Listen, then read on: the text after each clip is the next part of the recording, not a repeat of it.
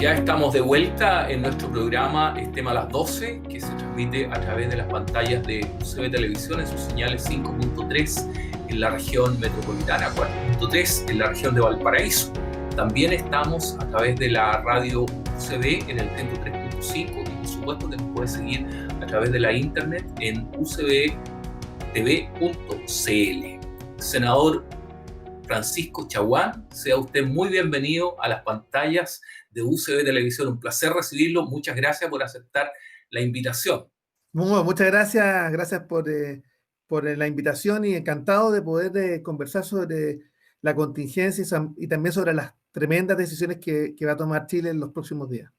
Así efectivamente es, senador. Efectivamente este es un espacio de diálogo, de conversación en que queremos hablar de política, economía, sociedad, cultura, en fin, de todo lo que tiene que ver con nuestro Chile actual y el Chile y el Chile que se nos viene. Así es que reiterarle nuestro agradecimiento y vamos de lleno a esta conversación, senador. Estamos a 9 días de un hecho muy relevante para los destinos de nuestro país, cuál es el inicio de un eventual proceso constituyente que vamos a tener el próximo día 25 de octubre. Y también estamos a dos días de cumplirse un año en que se inició a fines del año pasado el estallido social. ¿Cómo ve usted, senador, estos dos eventos que son tan, de alguna manera, trascendentes en nuestra realidad?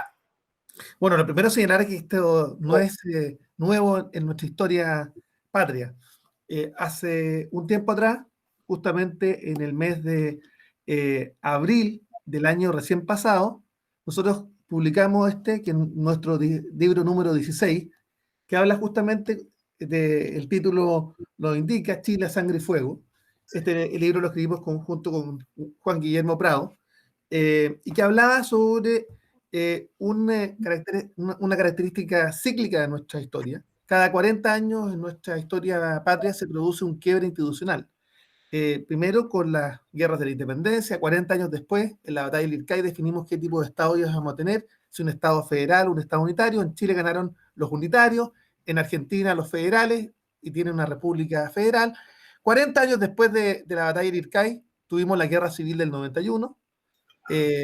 40 años después de la guerra civil del 91, tuvimos la República Socialista Marmaduke Grop y el quiebre institucional y la Constitución del 25. Entre medios tuvo la matanza de Santa María, la matanza del Mercurio Valparaíso, el incendio del Mercurio Valparaíso, cuestión que bueno insistir, no, lo que ocurrió ahora no es nuevo, y también la matanza de la carne. 40 años después de la República Socialista Marmaduke Grop y su quiebre, vino la matanza del Seguro Obrero. 40 años después vino los hechos que desencadenaron en el 73. 46 años después, nosotros señalábamos, venía un quiebre institucional y había que finalmente lograr poder recomponer el pacto social. Los países que no tienen historia son países que están condenados a repetirla. Los países que no conocen su historia están condenados a repetirla. Y Chile es uno de esos países con memoria feble, memoria histórica feble. Entonces, cada cierto tiempo Chile debe recomponer su pacto social. Y ciertamente nosotros hemos planteado, de hecho lo hicimos en este otro libro, Semillas de Futuro, Voces para el Chile del 2030, también de mi autoría. Este libro tuvo la suerte de ser prologado por un premio Nobel, Brian Schmidt, premio Nobel del 2011, y el epílogo fue Francis Fukuyama, que escribió El fin de la historia, que justamente nosotros hablábamos respecto de cómo podíamos proyectar, prospectar el Chile de los próximos 30, 40 años. Y para ello era fundamental el sentido identitario de nación.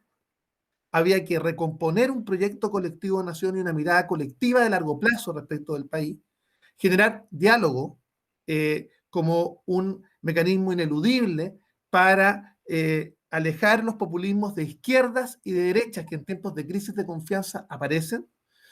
Tercero, abordar justamente esa crisis de confianza, tanto a nivel interpersonal. Chile es uno de los países con mayor niveles de desconfianza interpersonal dentro de la OCDE. Solo un 12% de los chilenos confían en su vecino, pero además esta desconfianza institucional que también se ha venido dando, ha ido acrecentándose en el último tiempo. Pero no es un fenómeno tampoco nuevo. Este es un fenómeno global. y esto también es importante destacarlo. Hoy Déjeme, día con la erupción perdón, de la 5G, la cuarta revolución industrial, con la necesidad finalmente de generar conectividad, hoy día los fenómenos son globales, no son locales. Eh, y en ese sentido, claramente acá hay un impacto respecto a los niveles de desconfianza institucional e interpersonal que se dan a nivel global y que también están dados fundamentalmente porque hoy día las personas están mucho más interconectadas globalmente. sí, usted ha tocado un montón de puntos re interesantes, senador, en esta primera intervención, y quiero recordarle un punto acerca de este pensamiento.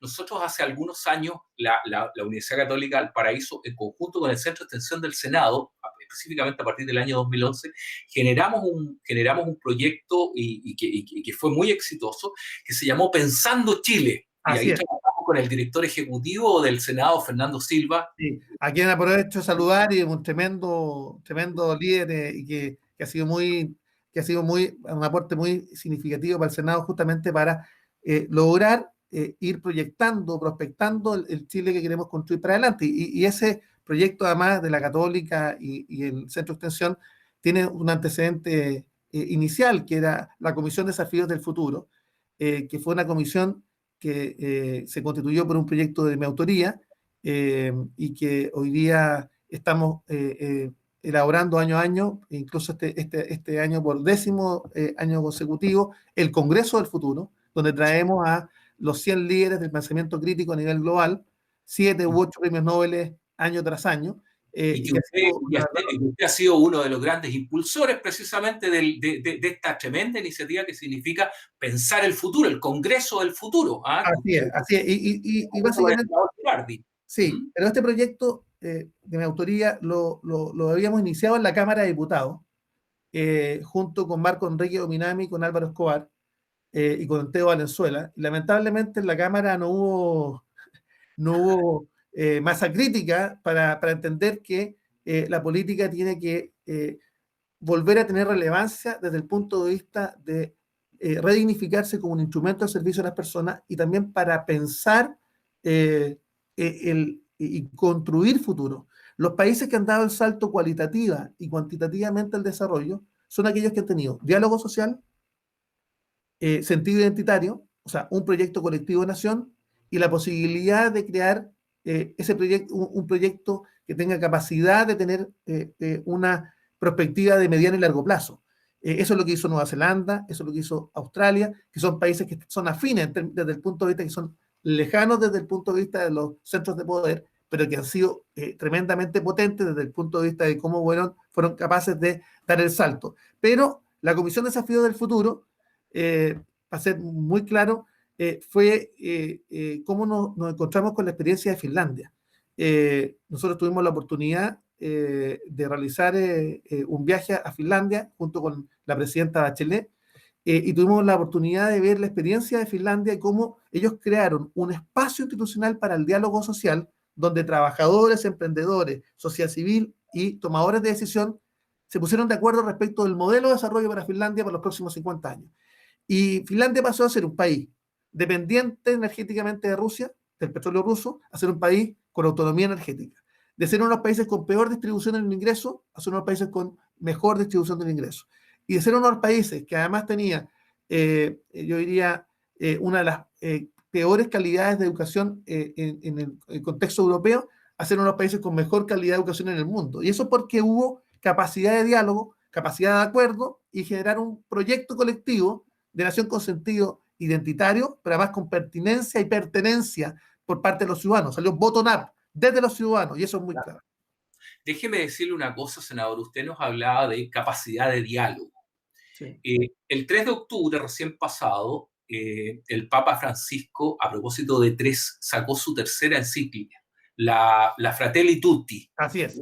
que justamente nos lleva a esto del encuentro social, al tema de la fraternidad que debemos tener entre todos, hermanos todos, Fratelli Tutti, ¿verdad? Que nos convoca el Papa Francisco y antes en su encíclica anterior, y usted también tiene conocimientos y formación en el tema del cuidado del medio ambiente. Usted tiene ahí unos cursos de auditor en esta materia.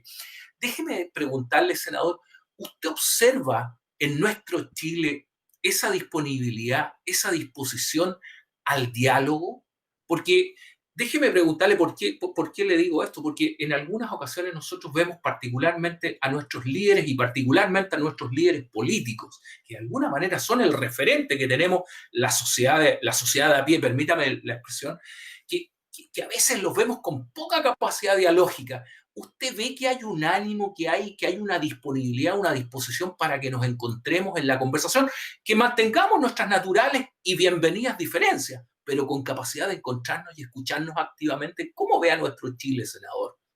A ver, pregunta compleja porque hoy día cuando estamos enfrentados a un plebiscito como el que vamos a vivir en los próximos días y donde lamentablemente el escenario se ha polarizado, a tal punto que el presidente del Partido Comunista ha señalado que ellos no están dispuestos a condenar la violencia. Entonces, cuando hay un doble estándar semejante, tenemos un problema. Pero acá el llamado es a recomponer el diálogo, recomponer el pacto social. Los países necesitan efectivamente tener la posibilidad de valorar el diálogo y condenar la violencia. Y eso nos permite también valorar nuestra democracia, nuestra libertad y también repudiar los populismos que surgen de izquierdas y derechas. Las soluciones facilistas, las soluciones fáciles, estas recetas mágicas que tienen los populistas de izquierdas y derechas, es un peligro justamente para el contexto del fortalecimiento del régimen democrático. Y aquellos que creemos en que hay y que somos republicanos, yo además soy cristiano, y por tanto recojo no solamente el llamado del Papa Francisco en Fratelli Tutti, sino también lo que ocurrió fundamentalmente desde la solicitud de redes sociales de Juan Pablo II o la popular en progreso de Pablo VI, donde efectivamente llama a un encuentro, a ser capaces de que los cristianos y las personas de buena voluntad sean capaces de privilegiar justamente la fraternidad y el encuentro en el reconocimiento y en el respeto de los derechos fundamentales. Y ese respeto de los derechos fundamentales está dado por la dignidad, en cuanto entendemos que cada persona es un ser único, irrepetible y trascendente.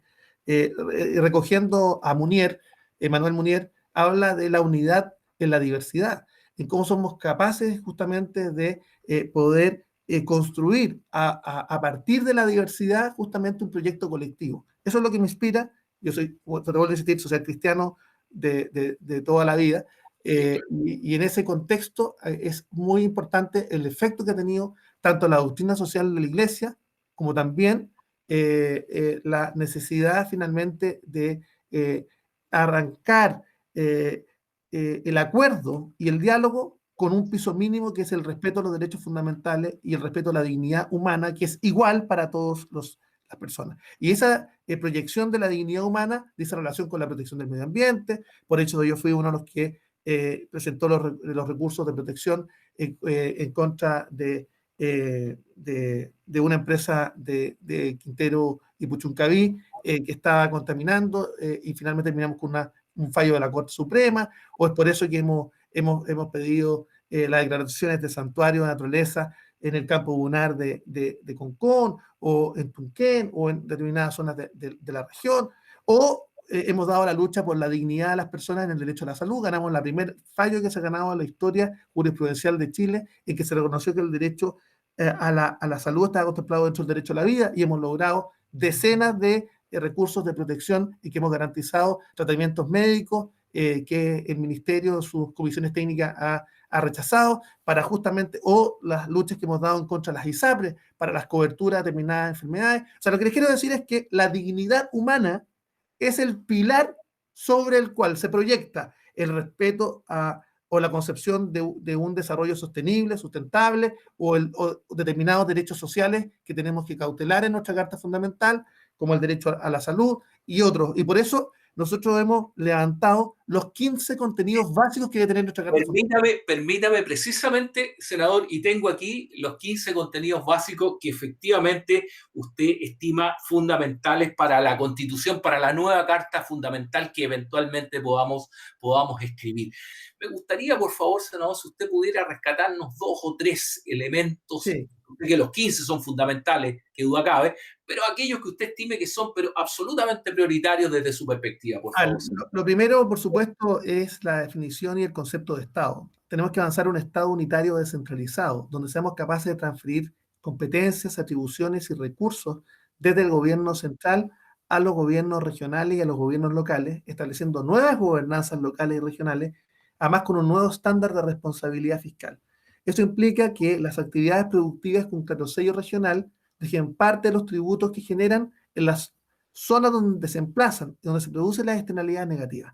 Lo que no puede seguir ocurriendo es que tengamos la vergüenza moral de que Las Condes sea la capital minera de Chile o Las Condes sea la capital de los proyectos de energías renovables no convencionales. ¿Dónde se ha visto en Las Condes que tengan proyectos de energías renovables no convencionales? Entonces acá tenemos un problema, porque ¿qué ha dejado el cobre en Calama? Nada.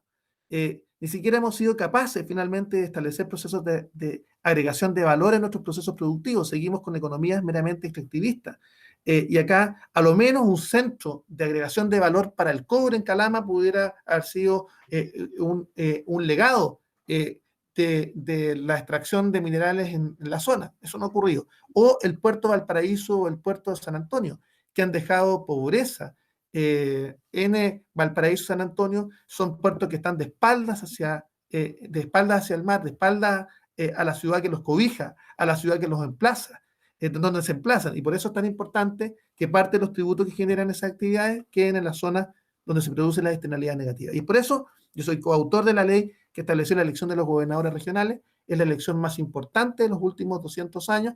Terminamos con una tradición que venía de los Borbones, donde se designaban justamente a dedo a las autoridades regionales. Vamos a establecer accountability, vamos a establecer la posibilidad de que las autoridades regionales respondan ante sus respectivos electores y vecinos de la ciudad, y terminar con esta cosa de que el intendente mira de reojo a la moneda, a las 4 cuadras del poder alrededor de la moneda, para ver si cuenta o no con la confianza del presidente para seguir en su cargo, y poco le importa finalmente entender que acá hay un proyecto de región y un proyecto de ciudad y un proyecto de descentralización que tiene que además cuidar de no replicar el modelo centralista desde el nivel central a las regiones entre la capital regional y las ciudades que integran también la misma región.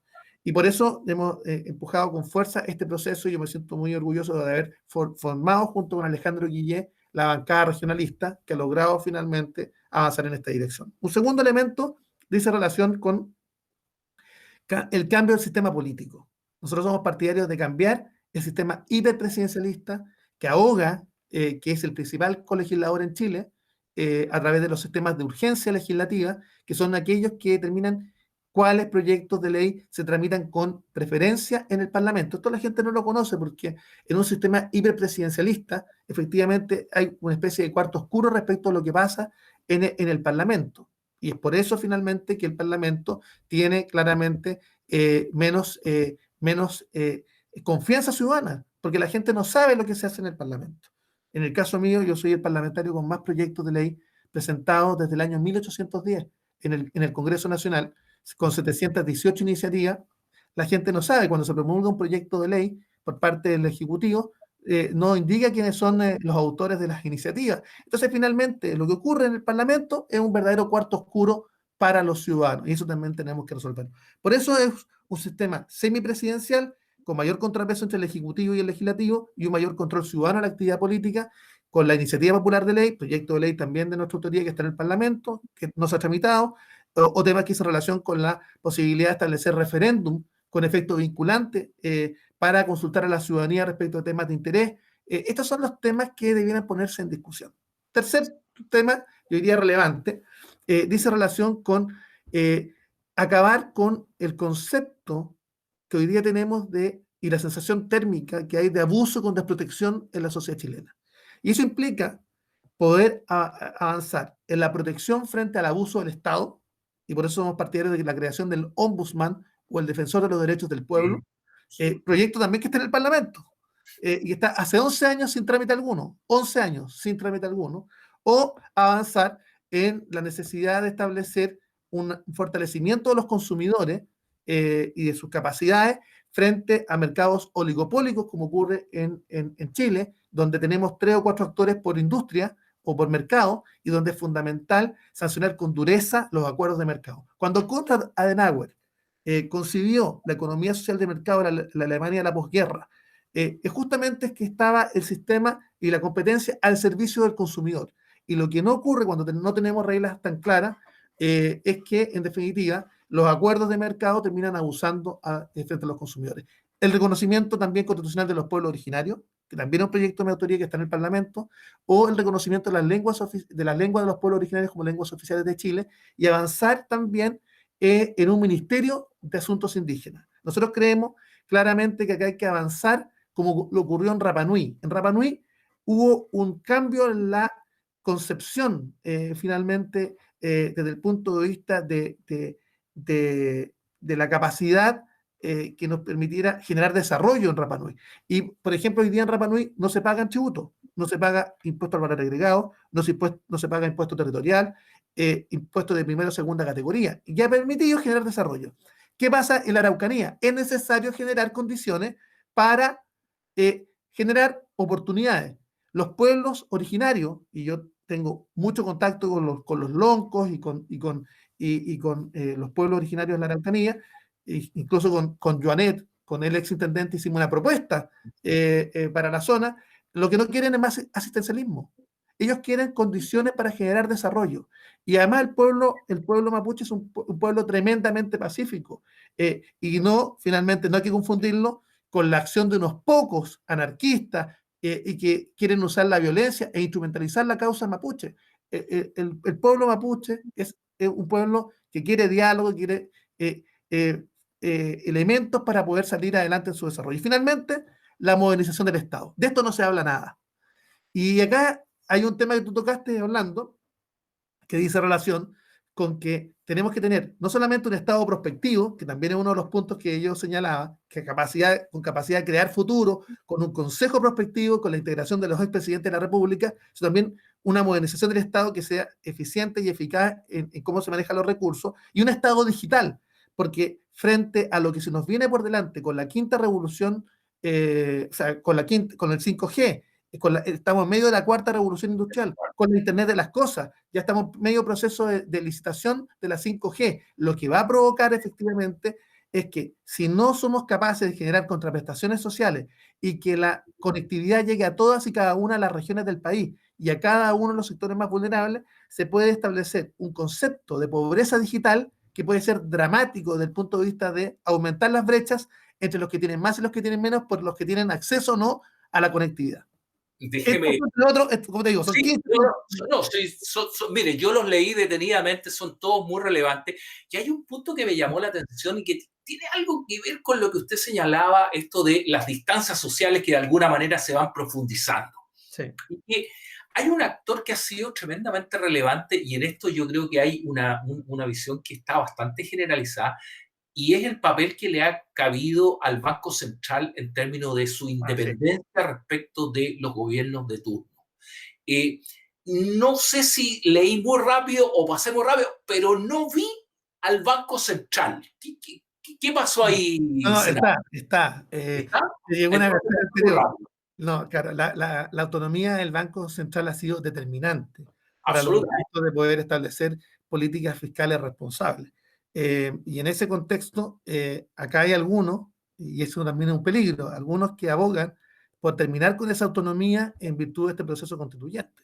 Yo creo que acá es muy relevante que tengamos capacidad justamente de tener responsabilidad fiscal. Ha sido la responsabilidad fiscal de los 30 años de gobiernos democráticos, los que nos han permitido hoy día tener el Fondo de Estabilización Económica y Social, que ha permitido justamente frente a una emergencia sanitaria y a una crisis económica como la que hemos vivido, que es la más profunda desde que Chile tiene registro económico.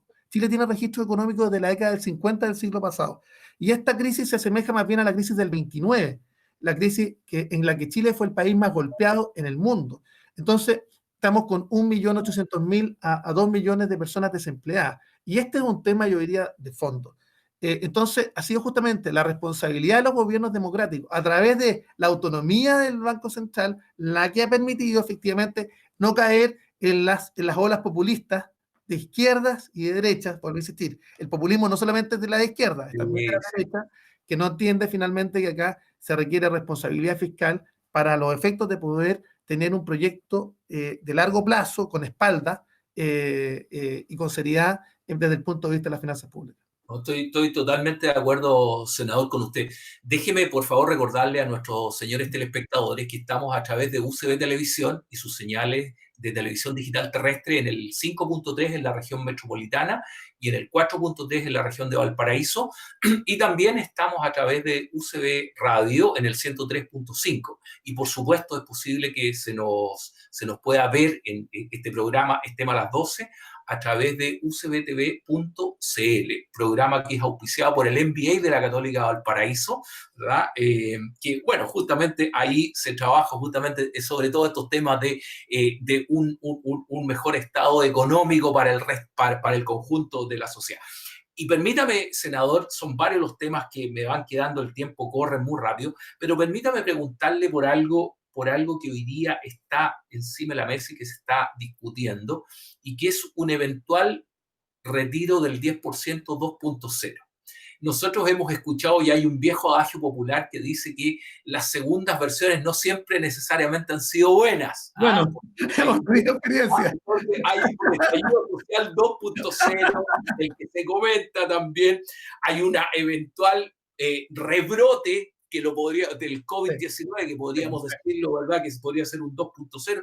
Podríamos preguntarle a la presidenta Bachelet y al presidente Piñera qué opinan de sus 2.0, y también preguntarle a usted respecto a su experiencia como senador 2.0 también.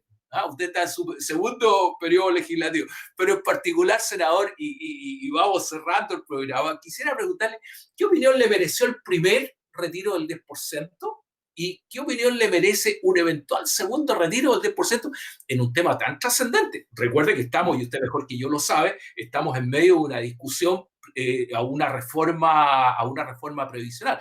¿Cómo observa eso, senador, tan sensible para toda la sociedad? A ver, yo diría que el tema de fondo, Orlando, no es eventualmente un segundo retiro, sino que la reforma previsional. Y por eso que nosotros hemos urgido al gobierno de manera sistemática, con varias propuestas sobre la mesa, respecto de que hay que destrabar el proyecto que está en segundo trámite constitucional en la Comisión de Trabajo y Previsión Social del Senado. Y acá nosotros hemos promovido algunas soluciones que sería interesante conversarlas contigo. Mira, la primera es terminar con la tabla de mortalidad con la cual se calculan las pensiones, reemplazándola por un corte a los 85 años de esa tabla, y reemplazando por un seguro de longevidad pagado justamente por el Estado. Nosotros ya hicimos el cálculo. Esto tiene un costo de 1.600 millones de dólares, si somos capaces efectivamente de establecer incluso una pensión básica similar o equivalente al ingreso mínimo mensual.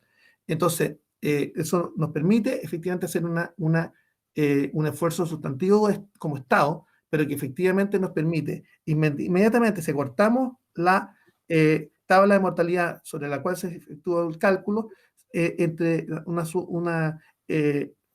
pensiones subirían entre un 20 y un 30% en promedio, y adicionalmente lo reemplazaríamos con un seguro de longevidad financiado eventualmente por el Estado, o con cargo al 2% del capital de los fondos que tenga el trabajador. Primer elemento. Segundo elemento que hemos propuesto al gobierno dice relación con que las administradoras de fondos de pensiones solamente puedan cobrar comisiones que sean contingentes al aumento de los fondos de los trabajadores. Vale decir, solo cuando crecen los fondos de los trabajadores, efectivamente puedan cobrar comisiones.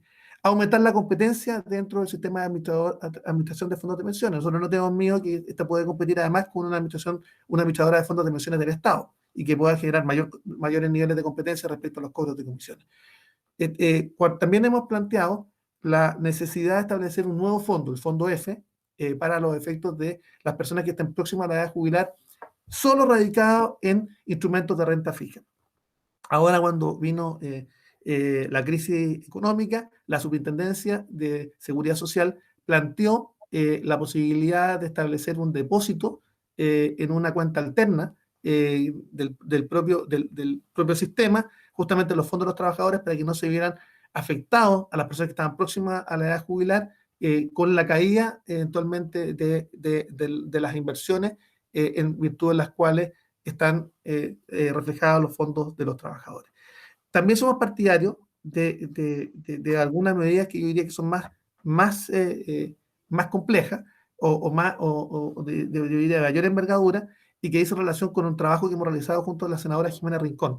Nosotros queremos generar también, estamos trabajando ahí 18 parlamentarios, senadores, de distintas bancadas, tanto del oficialismo como de la oposición, en propuestas que nos permitan mejorar justamente a través del establecimiento de una ley corta que permita justamente sacar adelante un acuerdo nacional en esta materia. También, por ejemplo, la posibilidad del retiro total de los fondos a personas que están con enfermedades terminales, que también es un tema, yo diría, relevante. La propuesta que ha estado trabajando fundamentalmente el equipo de Jimena Rincón dice relación con establecer un sistema en la cual se calcule solo la pensión del trabajador y no se considere la pensión de sobrevivencia. Es una decisión, yo diría, más gruesa, que efectivamente también hace subir significativamente las pensiones, pero también implica un desafío mayor desde el punto de vista de lograr los acuerdos necesarios. Y respecto de, acá no pueden haber mayores pensiones si es que no hay mayor aporte. Y por eso nosotros somos partidarios de que el 6% del empleador patronal, que se llama aporte patronal, vayan Sí. un 3% a un fondo social, un fondo común, y 3% a la cuenta de capitalización individual, justamente para establecer la solidez de un sistema mixto, donde Estado, empleador y trabajador puedan aportar justamente a las pensiones. Este diría el tema de fondo, porque yo diría que cuando se planteó el tema del retiro del 10%, no hubo la posibilidad de debatir en forma sistemática la fórmula. Pudo haber habido fórmulas de compensación, por ejemplo, que aquel que retiraba pudiera ir incorporando en un aumento del aporte en los meses siguientes. O bien, en Alemania existe la posibilidad, por ejemplo, que las personas que retrasen voluntariamente la edad de jubilar por un año tienen un aporte de un 10% de sus pensiones dados fundamentalmente por el Estado. Eso también lo hemos propuesto también al Ejecutivo. También hemos propuesto que se pueda abrir una cuenta de capitalización individual por cada nacido vivo en Chile, con un monto de cerca de 1,5 millones de pesos, que de acuerdo al estudio del crecimiento por rentabilidad, con solo la rentabilidad en los 60 años respecto a los hombres, 60 años respecto a las mujeres, podríamos llegar a una renta mínima más allá del aporte que realiza el trabajador durante toda su vida. Y eso tiene un costo de $600 millones anuales. O sea, hemos hecho el cálculo. O sea, no estamos hablando de soluciones fáciles, o sea, facilistas, sino que le hemos puesto mucha cabeza en estos temas. Oiga, senador, mire, quiero contar, el tiempo ha corrido, me quedé, y de verdad que es cierto, me quedé con 500 preguntas que necesitaba formularle. Usted es senador por una región, quise haber, algo tocó usted, pero quise haberle preguntado más por regionalización. En fin, hay unas, quedé pendiente de hablar de la cuarta revolución industrial. También usted... Encantado, ¿eh? Encantado de esos temas. En este tema previsional que a mí en lo personal y desde lo profesional me apasiona mucho. Tengo invitado en mi próximo programa, voy a tener invitado al gerente general de la Asociación de AFP, a Fernando Larraín. Voy a tener invitado, le voy a comentar, tomé el título ahí de su proyecto. En fin, senador, solamente, y ya para ir cerrando, yo le pediría que por favor usted le dedicara a nuestros telespectadores de UCB Televisión y Radio Escucha, de UCB Radio, que nos dedicara algunas últimas palabras que nos llenen de optimismo, de ganas, porque de alguna manera como que nuestra sociedad un día está un poco golpeada. ¿Ah? Entonces, que nos inyecte de un poco de energía para estos desafíos que se nos vienen. Se nos viene, decíamos, las elecciones, perdón, El la plebiscito. votación por el plebiscito, ¿verdad? Y después se nos viene un ciclo de 7 elecciones, ojo. ¿Ah? Después se nos viene un ciclo de 7 elecciones. Así es, oiga, y ahí también me quedé con otra, pues. Preguntarle a usted en la carrera presidencial. Esa ya no alcanzó a hacerla ya. Me quedé con esa otra. Así que, senador, le ofrezco. Oye, no, simplemente hacer un llamado. Chile lo construimos entre todos. Y por eso es tan relevante fortalecer el diálogo y la capacidad de entendimiento. Y también el rechazo a toda forma de violencia, venga de donde venga.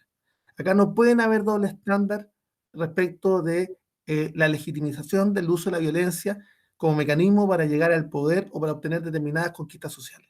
Acá, ciertamente, tenemos que hacernos cargo del país que vivimos. Y esto es un desafío colectivo. Por eso yo les quiero invitar primero a participar masivamente en el plebiscito que viene por delante. Que la decisión que se adopte sea la que esté legitimada por la mayor cantidad de electores de nuestro país, de chilenos, que creen efectivamente, legítimamente algunos, como en el caso mío, que creen en el rechazo propositivo, que es posible hacer la reforma sin tener 2 años de incertidumbre, o aquellos que legítimamente creen en el apruebo como una fórmula finalmente de lograr esos entendimientos y poder recomponer el pacto social que Chile necesita. Pero además se requiere necesariamente entender que la única forma que podamos volver a tener un proyecto colectivo nación, una mirada a largo plazo, que ser capaces de volver a entender que Chile nos necesita a todos y cada uno,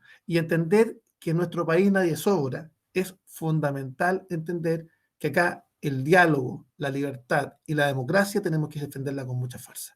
Por tanto, yo simplemente quiero decirles que en la medida que participemos, que en base a las decisiones democráticas, aquellos que somos republicanos, el próximo 26 de octubre vamos a tener que finalmente lograr generar las reformas, o a través del Congreso Nacional, reformas que yo le he planteado, que son los 15 puntos básicos que a nuestro juicio debieran ser modificados, o bien entendiendo a través de este proceso constituyente y levantando justamente, y yo espero a través de una convención mixta, que también es otra de las opciones mías, si es que gana el apruebo, finalmente lograr ciertamente los cambios que Chile necesita. Pero lo más importante es entender que Chile nos necesita a todos, y acá nadie sobra, y en la medida que seamos capaces de privilegiar el diálogo y la fraternidad entre los chilenos, vamos a lograr salir adelante de la peor crisis económica que nos ha tocado vivir y una crisis sanitaria de envergadura que ya le ha cobrado la vida a muchos chilenos.